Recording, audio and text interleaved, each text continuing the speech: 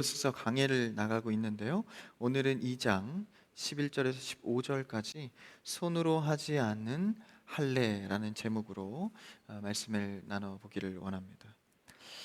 우리가 골로새서 강의를 나누면서 사실 이 골로새 교회에 전달되는 이 메시지가 2000년 전의 어떤 사고와 배경 지식을 갖고 봐야 하기 때문에 참 말씀을 보는 일은 쉬운 일은 아닙니다. 그러나 말씀 자체에는 능력이 있어서 성령의 역사 가운데 우리가 전달되어지는 이 골로새 말씀을 통해서 우리의 영적인 귀한 양식이 되기를 바랍니다. 저번 주 말씀을 상기해 보면 그리스도와의 연합이라는 다소 좀 어려운 주제를 논하였는데, 이것은 성도에게 주어지는 신비의 연합이자 특권 또는 능력입니다. 이게 구원에 굉장히 밀접하게 연결되는 부분이기 때문에 이 성도가 그리스도 예수와 연합되어서 우리의 마음의 땅에 비옥한 이 토양이 되어서 그리스도가 뿌리 내리게 되는, 그래서 세상의 유혹과 어려움 가운데 흔들리지 않고 살아가는 풍성한 은혜의 삶에 대해서 나누어 봤습니다. 관련해서 오늘 말씀을 이어가면서 이제 할례에 대한 이야기가 나옵니다. 이 할례는 결과적으로 육은 죽고 영이 산다는 생명의 은혜를 담고 있는데요. 이 주제가 할례가 되는 내용이 나오는데, 11절에 오늘 말씀의 제목처럼 손으로 하지 않는 할례에 대해서 말합니다. 한번 그 할례를 주제로 그리스도와 연합의 문제를 어떻게 이야기하고 있는지 한번 살펴보기 원합니다. 11절 첫 절을 한번 같이 읽어볼까요? 같이요, 시작. 또 그 안에서 너희가 손으로 하지 아니한 할례를 받았으니 곧 육의 몸을 벗는 것이요 그리스도의 할례니라. 이 몇 가지 주제를 담고 있는데 이것은 하나를 향하고 있습니다. 이 세 가지 정도 나오는데 11절에 너희가 손으로 행하지 아니한 할례. 할례는 유대인의 전통이죠. 그런데 조금 다른 수식을 가지면서 할례를 말하고, 그 할례 곧 이제 똑같은 의미를 갖는데 뭐라고 표현하나요? 육의 몸을 벗는 것이다. 그리고 또한 이것이 그리스도의 할례다, 이렇게 정리하고 있습니다. 그러니까 이 세 가지는 같은 표현으로 이해되어야 하는데, 첫 번째는 손으로 행하지 않은 할례, 두 번째는 육의 몸을 벗어버리는 것, 그리고 세 번째는 그리스도의 할례다. 다 같은 의미를 갖고 있는 것이죠. 그래서 이 의미를 우리가 정확히 알기 위해서는 이 할례라는 주제, 즉 구약에서 말하는 할례를 영적인 의미로 봐야 합니다. 이 구약의 할례 의식은 이제 아브라함 때부터 처음 시작되었는데, 이 할례 의식을 오늘 보자면 이제 할례는 우리가 흔히 생각하는 남성의 이 음경 표피 절제술이라고도 하죠. 오늘날에 또 이제 하는데 요새는 잘 하지 않는 것 같습니다. 근데 당시 구약 때 행해진, 그러니까 거룩한 성도를 구분 짓는 종교 행위라고 할 수 있습니다. 이것이 아브라함 때 최초 시행되었는데, 이 역사적 사건은 우리가 잘 아는 이제 아브라함에게 보여준 언약, 그러니까 네가 100세에 자녀를 낳을 것이다. 이 뒤에 난방이 지금 오류가 돼 있는지, 이제 송풍 찬바람이 나오는 것 같아요. 체크해 보시고. 아브라함이 이제 하나님의 약속을 기다리지 못하고 이 100세 때에 이 이삭 자녀를 줄 것이다라는 것을 이제 이행하지 못합니다. 기다리지 못하고 86세가 되던 때에 이제 여종 하갈을 통해서 육신적인 아들, 그러니까 하나님께서 의도한 언약의 성취는 아니었습니다. 그러니까 이스마엘이죠. 그래서 그 이스마엘 자녀를 낳으면서 이제 아브라함과 아내 사라가 하나님의 언약 100세의 아들을 준다. 처음엔 비웃었죠. 그리고 기다리면서 가는데 도저히 어떤 기미도 보이지 않으니까 인간적인 자녀를 86세 때 낳은 거죠. 하나님은 그런 이 자신의 언약을 믿지 못하는 그 가정을 보고 아무 말씀도 하지 않으십니다. 무려 13년간이나 침묵하시죠. 13년간의 침묵을 깨시고 아브라함 앞에 하나님이 다시 나타나셔서 99세가 되던 해에 하나님이 이렇게 말씀하십니다. 나는 너의 전능한 하나님이다. 이것은 굉장히 큰 꾸지람이죠. 내가 너에게 분명히 100세 때 아들을 얻겠다고 언약을 해주었는데, 그것이 하나님의 자녀라고 했는데 너의 실력으로 낳은 아들로 되었다고 생각하니 왜 나를 믿지 못했냐?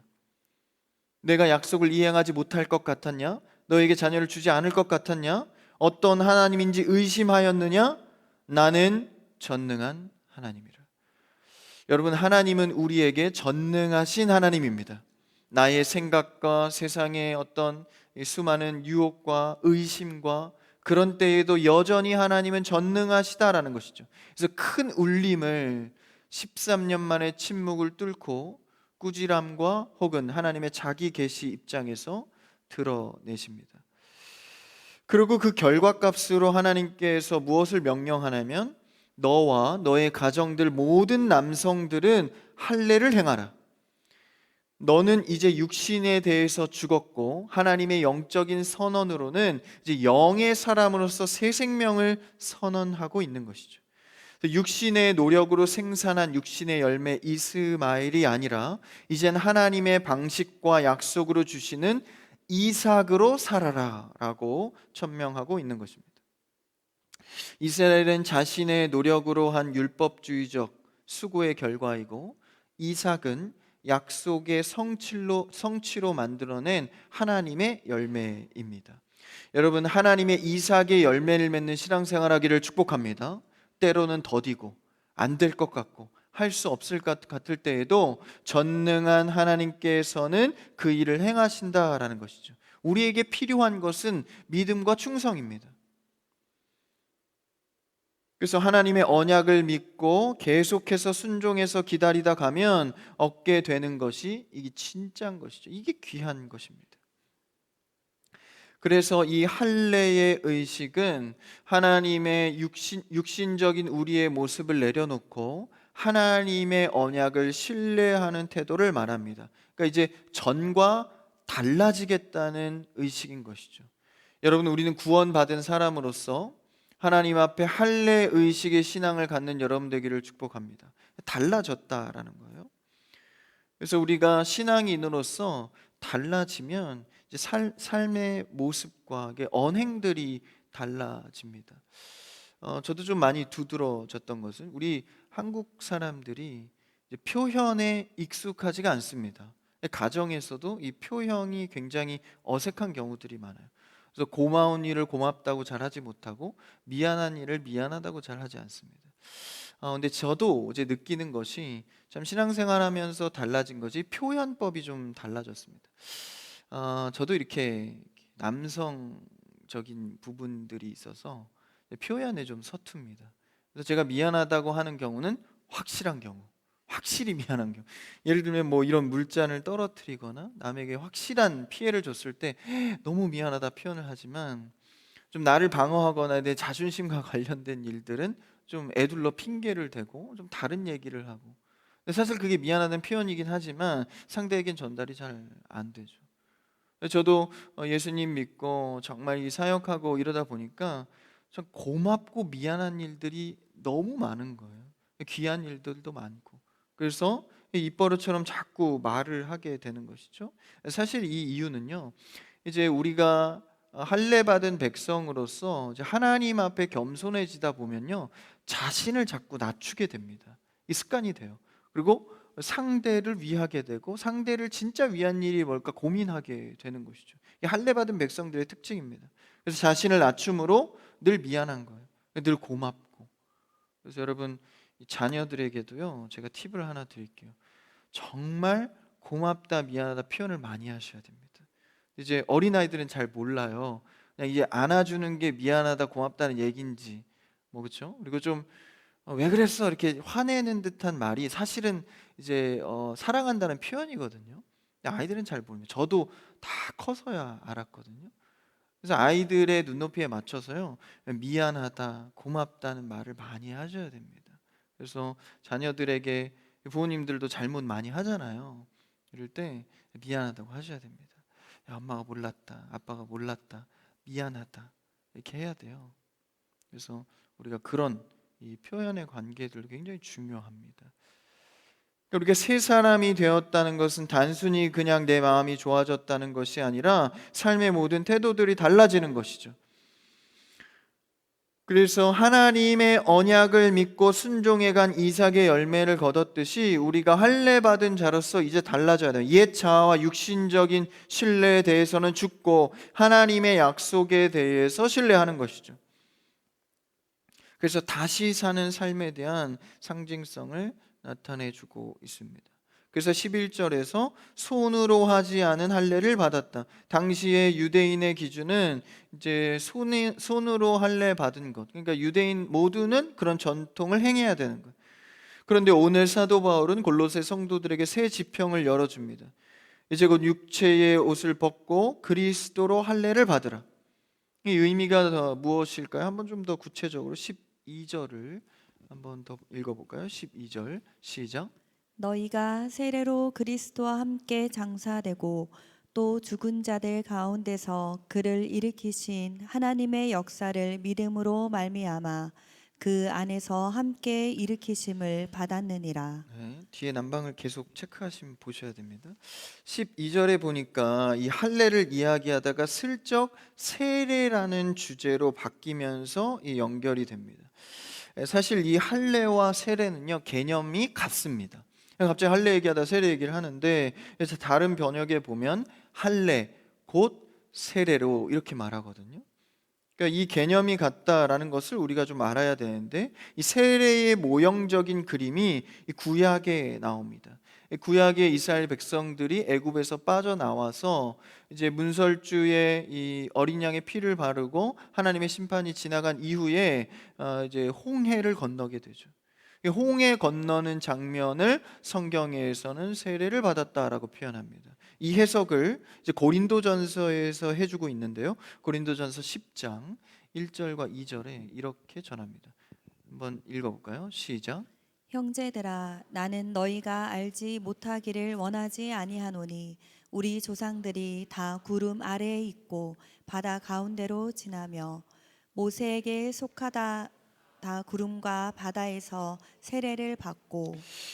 모세가 이스라엘 백성들을 애굽에서 빼내서 중요한 장면이 홍해를 건너가는데 그것이 세례를 받았다라고 해석을 해주고 있습니다. 성경은 성경으로 푸는 것이 가장 정확합니다.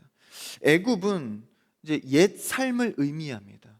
육신의 삶, 하나님과 연결되어 있지 않는 삶, 옛 삶. 애굽의 입장에서 볼 때요, 이스라엘 공동체가 이 홍해라는 바다를 건너갈 때 그 장면으로 보면 애굽의 시각에서는 죽으로 들어가는 거예요. 이 수장되는 거죠. 물속으로 들어가는 겁니다. 그런데 새 날, 그러니까 언약의 관점, 이 하나님의 언약의 땅의 관점 반대로 보면 물속에서 나오게 되죠. 그러니까 옛 삶은 들어가 수장되고 가나안 땅의 시각에서 본다면 그들이 바다를 뚫고 새롭게 살아 나오는 겁니다. 그것을 보고 오늘 고린도전서 말씀에서는 세례를 받았다라고 표현하는 것이죠. 여기서 오해하면 안 됩니다. 세례를 받으면 즉 구원을 받는 것이 아닙니다. 우리의 신앙은요, 이신칭 오직 믿음입니다. 그러니까 우리는 오직 예수 그리스도를 믿을 때 구원을 받습니다. 세례는 믿음의 표입니다. 내가 주님을 믿습니다라는 표현이지 믿지도 않는데 세례를 받으면 구원을 받는 게 아닙니다. 그러면 이 일의 전제는 무엇이었죠? 앞서서 홍해를 건너기 전에 하나님의 심판이 지나감, 패스오버죠. 그러니까 어린 양의 피가 문설주에 발라졌을 때 하나님의 심판이 지나가는 겁니다. 여러분, 우리는 그리스도의 피로 하나님의 심판이 지나간 줄 믿습니다. 이것을 믿는 자들은 이미 구원을 받은 거예요. 구원받은 백성들이 그 표로 홍해를 건너는 세례를 받게 된 것이죠. 그래서 세례는 새로운 삶의 시작의 포문을 여는 것입니다. 여러분, 믿는 사람들은 세례를 받으셨죠? 이 세례는요, 주님 이제 내가 평생에 하나님을 의지하며 살겠습니다의 문을 여는 것입니다.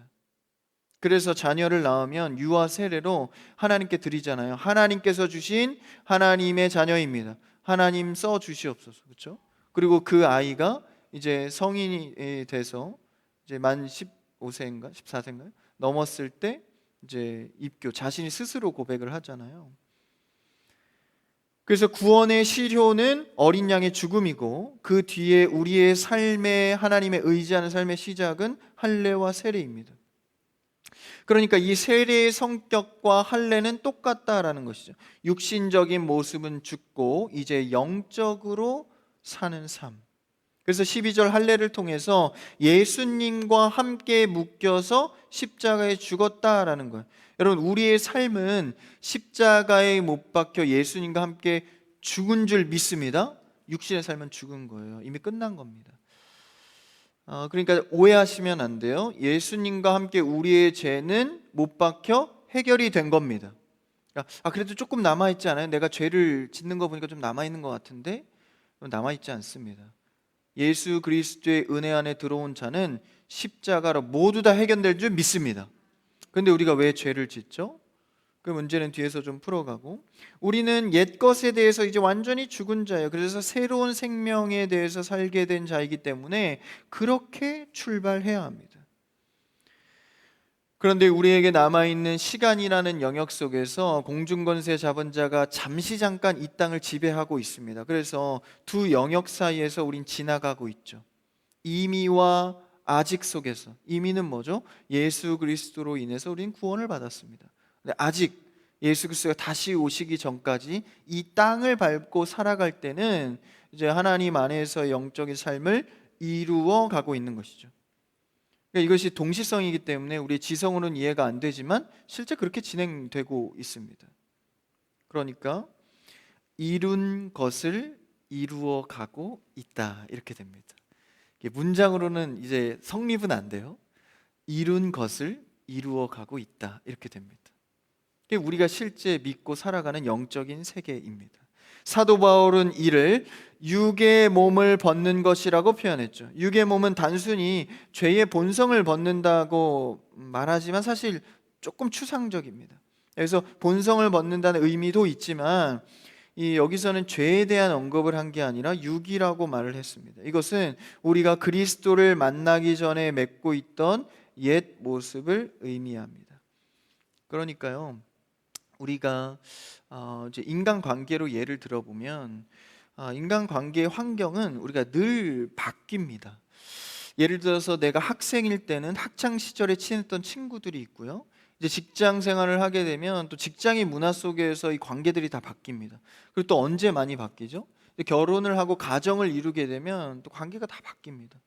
또 완전히 바뀌는 것이 또 자녀를 낳으면 관계들이 다 바뀌죠. 그래서 저도 청년부 사역을 하지만 이 청년들도요, 이제 그런 질문을 많이 하세요.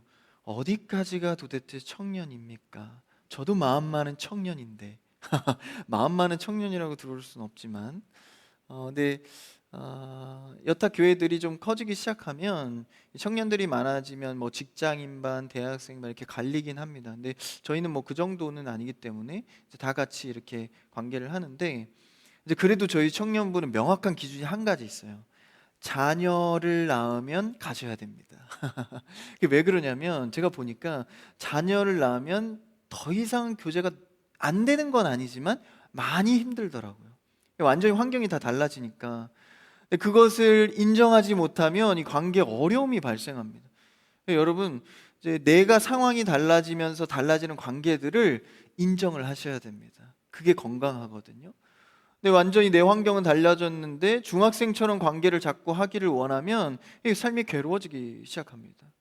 마찬가지로 우리의 상황이 달라지고 만나야 될 관계들, 해야 될 일들이 달라질 때 그것을 인정하고 가야 하는 것이죠.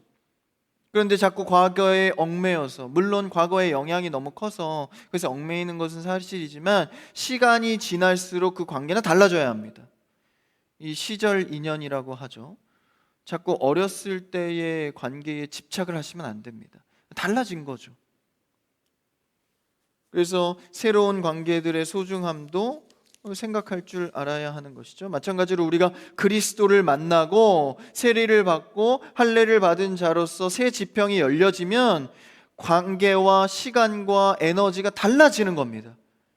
예배 드리는데 에너지를 쏟게 되고, 기도의 시간을 떼어내게 되고, 주위의 사람들과 함께 중보하고 기도하게 되고, 친구의 관계, 과거의 우상적 관습, 세상의 권력과 엉켜있던 수많은 이런 옛 삶의 모습들을요, 이제는 개워내는 시간을 가져야 한다라는 것이죠.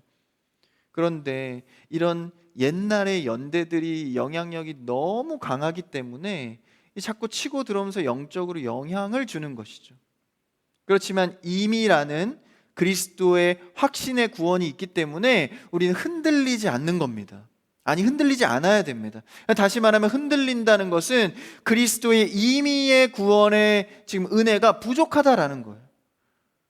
여러분 기억하십시오. 신앙에서 흔들릴 때는 그리스도의 은혜의 확신의 은혜가 부족하기 때문입니다.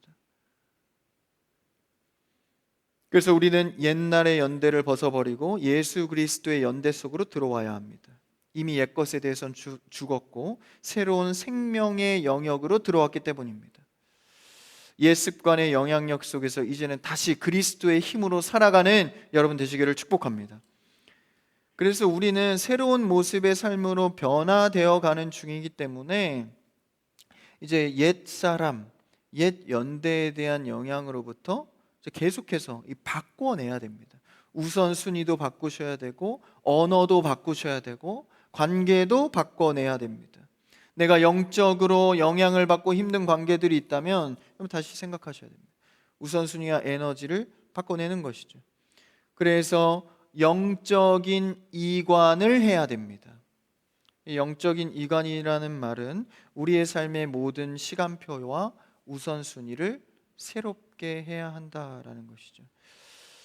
제가 말씀드린 영적인 이관은요, 마음만 하는 게 아닙니다. 야, 마음만은 내가 참 하나님 안에서 은혜, 예수님 좋다, 여러분 이러고 있는 게 아닙니다. 예수님은 기도의 때가 끝나고 나자 일어나서 가셨습니다. 실제 에너지를 옮겨야 되고요, 시간을 바꾸셔야 되고 사람 만나는 것을 구별해야 됩니다. 마음만으로는 아니에요. 영적인 이관은 반드시 내 육체가 믿음으로 나아가야 한다라는 것이죠. 여러분 신앙으로서 에너지와 시간을 재배치할 수 있는 여러분 되기를 축복합니다. 과거의 내 시간과 열정의 90%가 세상적 즐거움이나 혹은 나에게 향하여져 있었다면 그만큼 어려운 것이죠. 그러나 우리는 반드시 영적인 이관을 해야 됩니다.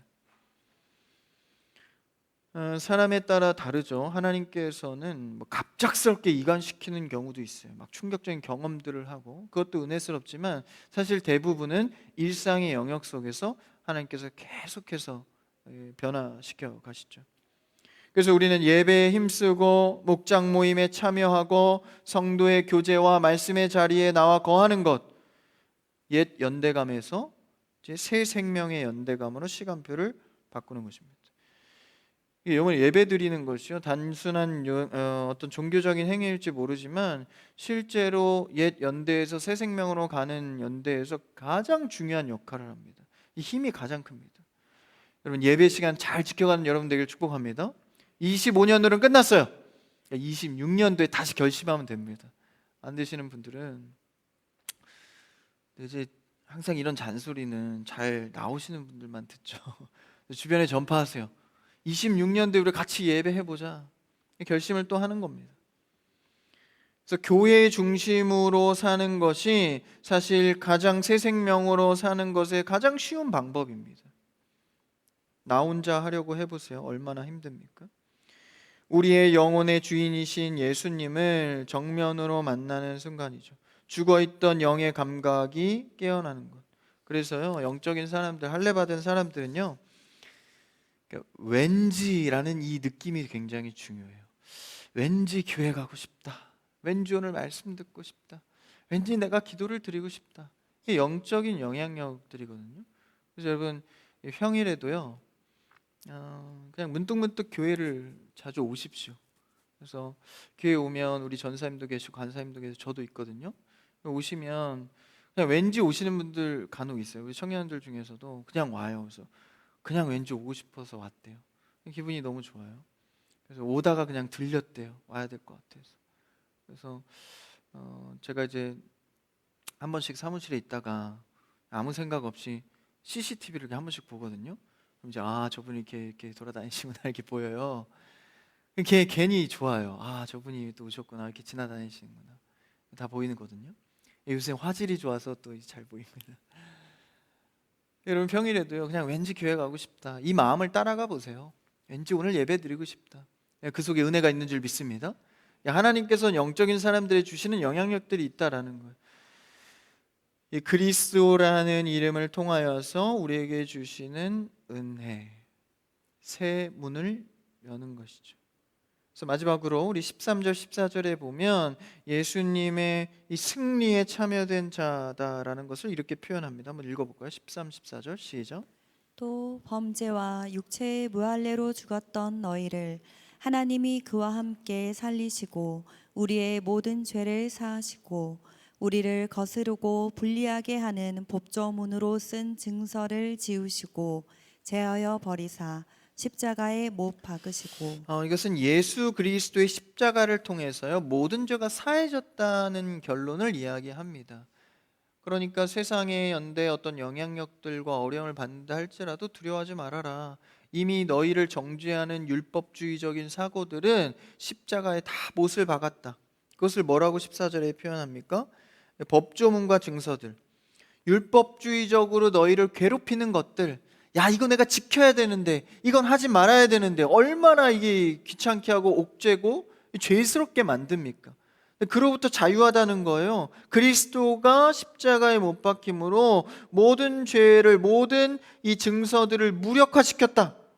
그러니까 이것을 이제 좀 어려운 말로 영적인 맞교환이다라고 말합니다.